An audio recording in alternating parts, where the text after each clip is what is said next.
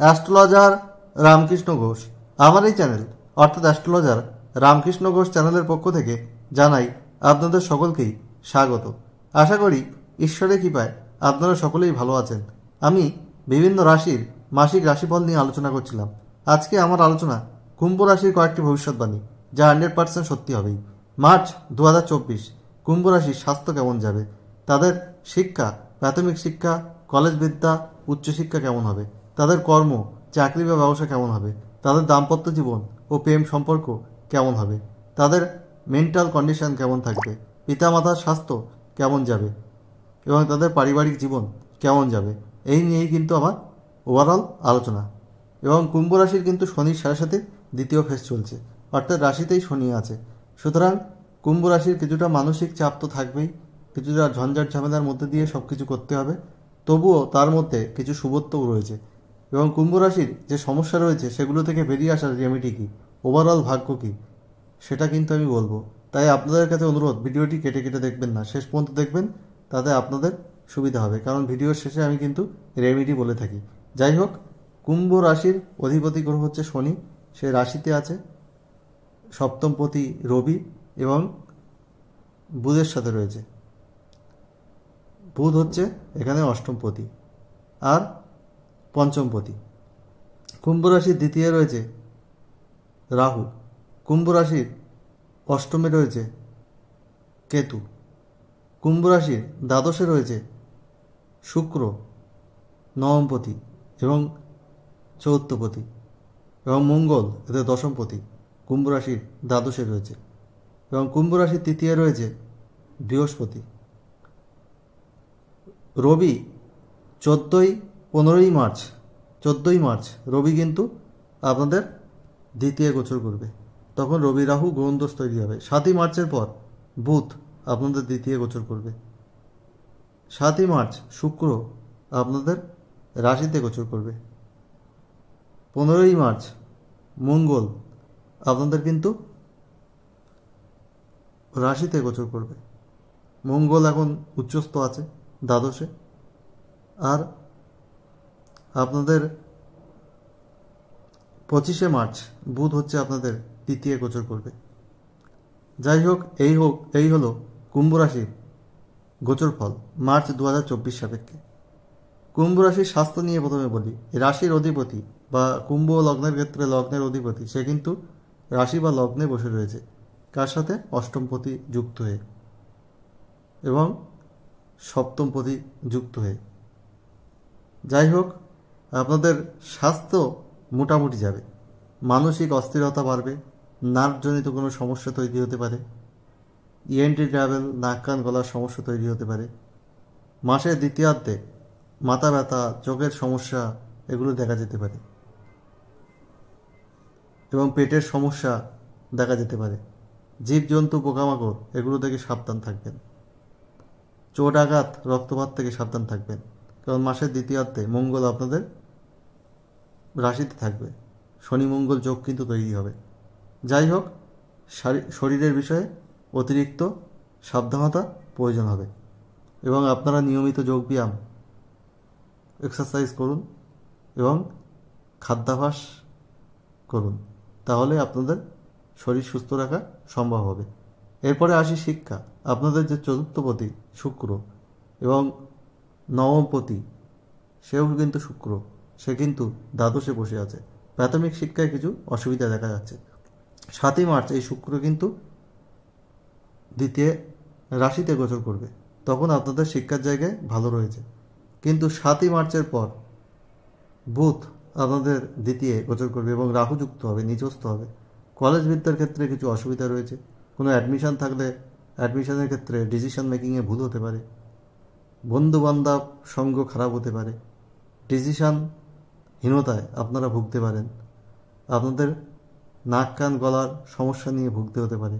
শারীরিক কারণে আপনাদের কোনো পরীক্ষা থাকলে কলেজ বিদ্যার ক্ষেত্রে সমস্যা দেখা দিতে পারে। এবং আপনাদের নবমপতি শুক্র দ্বাদশে 7ই মার্চ পর্যন্ত থাকছে, তারপরে রাশিতে গোচর করছে।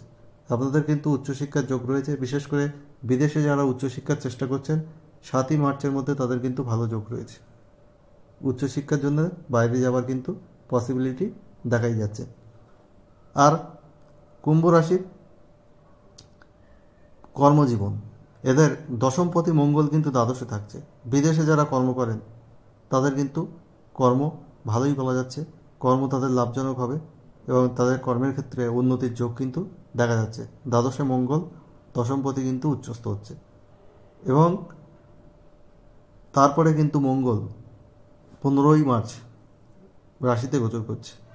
তখনও আপনাদের কর্মক্ষেত্র মোটামুটি ভালোই বলা যাচ্ছে এবং আপনাদের সপ্তমপতি রবি প্রথমে কিন্তু রাশিতে থাকছে মাসের দ্বিতীয়ার্ধে 14ই মার্চ, সে কিন্তু দ্বিতীয় গোচর করছে এবং রাহু যুক্ত হচ্ছে। আপনাদের ব্যবসার ক্ষেত্রে ইনভেস্টমেন্টের ব্যাপারে একটু খেয়াল রাখতে হবে। ডিসিশন মেকিংয়ে আপনাদের ভুল হতে পারে ব্যবসার ক্ষেত্রে। পার্টনারশিপ বিজনেসের ক্ষেত্রে একটু সতর্কতা অবলম্বন করতে হবে, না হলে সমস্যা তৈরি হবে। তবে ব্যবসা থেকে মোটামুটি লাভজনক পরিস্থিতি দেখা যাচ্ছে। তবে অতিরিক্ত ইনভেস্টমেন্ট করা যাবে না, বুঝে শুনে ইনভেস্টমেন্ট করবে, তাহলেই কিন্তু আপনাদের ভালো হবে।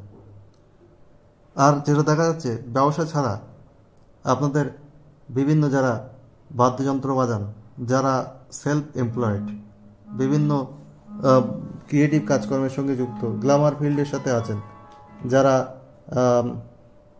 সঙ্গীত, অভিনয়, কথাশিল্পী এবং যারা বিভিন্ন ফ্যাশন ওয়ার্ল্ডের সঙ্গে যুক্ত আছেন, তাদের কিন্তু ভালো সময় বলা যায়। যারা বিউটি পার্লার চালান তাদের জন্যে, মেকআপ আর্টিস্ট তাদের জন্য ভালো সময় রয়েছে।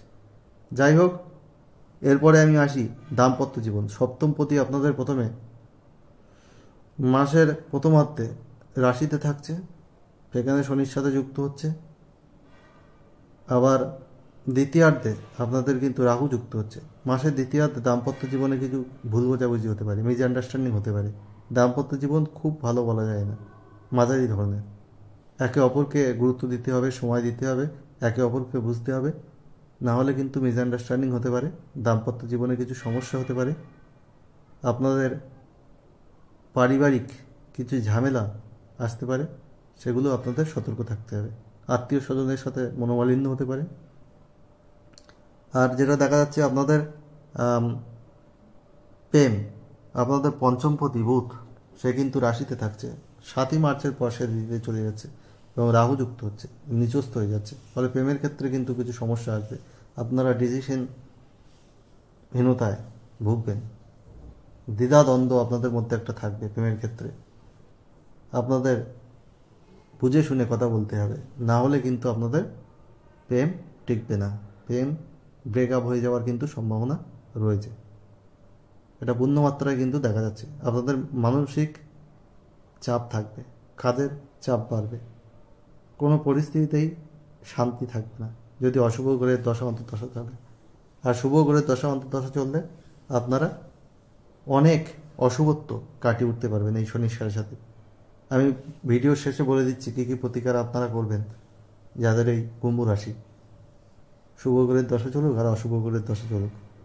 আর আপনাদের ইনকামের জায়গা, আপনাদের রাশির অধিপতি রাশিতে থাকলেও আপনাদের দ্বিতীয়পতি বৃহস্পতি, সে কিন্তু তৃতীয় আছে এবং দ্বিতীয় নিচস্থ বুধ অর্থাৎ অষ্টমপতি কেউ দ্বিতীয় অবস্থান করছে এবং পঞ্চমপতিও দ্বিতীয় অবস্থান করছে এবং রাহু অবস্থান। ইনকাম আপনাদের ভালো হবে, তবে একটু ব্যয় বেশি হবে। ইনকামের জায়গা ভালো রয়েছে, ব্যয় বেশি হবে, শখ বাড়বে, ব্যয় বেশি হবে। যাই হোক, কুম্ভ রাশি কিছু ভালো রয়েছে, কিছু খারাপ রয়েছে। এই যে অশুভত্ব রয়েছে সেগুলো থেকে বেরিয়ে আসার জন্য আপনাদের শনির বীজ মন্ত্র প্রতিদিন পাঠ করতে হবে 8 বার সূর্যাস্তের পর খোলা আকাশের নিচে পশ্চিম দিকে মুখ রেখে। ওম প্রাম প্রিম প্রম স শনিশ্চরায় নমঃ। আর বুধের বীজ মন্ত্র প্রতিদিন পাঠ করতে হবে 5 বার। ওম ব্রাম ব্রিম ব্রোম স বুধাহ নমঃ। আর আপনাদের নীল, আকাশী, সবুজ, সাদা রং বেশি ব্যবহার করতে হবে আর কম ব্যবহার করতে হবে গোলাপি, ক্রিম, কালো, ধূসর কালার। আর আপনারা প্রতি শনিবার নিরামিষ আহার করুন এবং হনুমান চাল্লিশা পাঠ করুন, শনি মন্দিরে মাসে একবার নীল অপরাজিতা ফুলের মালা দান করুন, সর্ষের তেলে কালো তিল দিয়ে প্রদীপ জ্বালান। অনেক শুভত্ব আপনাদের কিন্তু আসবে, অনেক অপরচুনিটি আপনারা পাবেন। আর আপনারা একটা কোশ্চেন আমাকে হোয়াটসঅ্যাপে ডেট অফ বার্থ টাইম দিয়ে করতেই পারেন। আমি ফার্স্ট কাম ফার্স্ট সার্ভিসে আপনাদেরকে এই সার্ভিস প্রোভাইড করব। তবে আপনারা আমাকে বারবার নক করবেন না, কারণ অনেকেই আমার কাছে রিকোয়েস্ট পাঠিয়ে থাকে।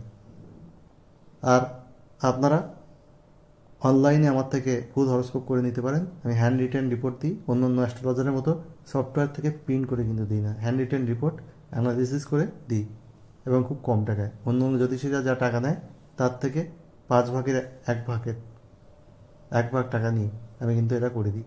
আমি একজন ডক্টরেট কলেজের প্রফেসর, আমি বিভিন্ন পেশার সঙ্গে যুক্ত। আমি ইউজিসি নেট কেট কোয়ালিফাইড। অ্যাস্ট্রোলজি আমার নেশা, পেশা, এবং এই পেশাকে আমি সততার সাথে এগিয়ে নিয়ে চলেছি। কোনো মিথ্যা ও ছলচাতুরির প্রশ্রয় কিন্তু আমি এখানে দিই না। যাই হোক, আপনাদের সাথে আমার পরিচয় হলে বুঝতে পারবেন। আর বেশি কিছু বলার নেই। কুম্ভ রাশির কিছু অশুভত্ব রয়েছে, কিছু ভালো রয়েছে। মার্চ 2024 সব কুম্ভ রাশি মানুষের জীবন সুখ সমৃদ্ধি আনন্দে ভরে উঠুক, ঈশ্বরের কাছে এই প্রার্থনা করে আজ এখানে শেষ করছি। আবার খুব তাড়াতাড়ি নতুন আলোচনা নিয়ে আপনাদের কাছে হাজির হব। আর ভালো লাগলে অবশ্যই ভিডিওটিতে লাইক, কমেন্ট, সাবস্ক্রাইব, শেয়ার করে অন্যদের দেখার সুযোগ করে দেবেন, এবং বেল আইকনে প্রেস করে রাখবেন, যাতে নতুন ভিডিও আপলোড হওয়ার সাথে সাথে আপনাদের কাছে নোটিফিকেশন পৌঁছায়।